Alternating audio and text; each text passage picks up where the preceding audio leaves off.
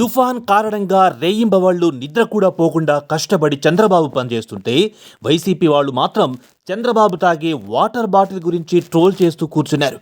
తీర ప్రాంతాల్లో తుఫాన్ వస్తుందంటే పాత రోజుల్లో ప్రజలు భయంతో గడగడలాడేవారు. కానీ ఇప్పుడు అటువంటి పరిస్థితి లేదు. రియల్ టైంలో సాయం చేస్తున్నారు. ఒక్క ప్రాణం కూడా పోకుండా జాగ్రత్త పడుతున్నారు.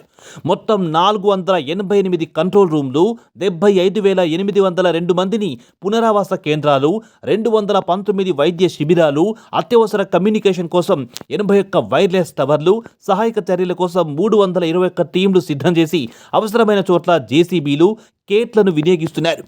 జగన్ మాత్రం ఇంతకంటే దిగజారడు అనుకున్న ప్రతిసారి ఎంతకైనా దిగజారిపోతాడని మరోసారి నిరూపించాడు. విపత్తుల సమయంలో బాధ్యతలు కూడా లేకుండా అసలు తుఫాన్ చంద్రబాబు వల్లే వచ్చినట్లుగా రాజకీయం చేస్తున్నాడు.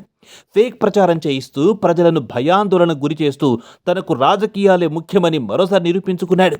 ప్రభుత్వం మాత్రం సోషల్ మీడియాలో తప్పుడు ప్రచారాలను, వైసీపీ నీచమైన మాటలను పట్టించుకోకుండా వేగంగా హెచ్చరిస్తూ రియల్ టైంలో ప్రజలను రక్షించడానికి కోస్తా జిల్లాలోని 26 తీర గ్రామాల్లో మొంటా తుఫాన్ హెచ్చరికలు రియల్ టైం వాయిస్ అలర్ట్స్ రూపంలో క్షణాల్లో ప్రజలకు పంపుతున్నారు.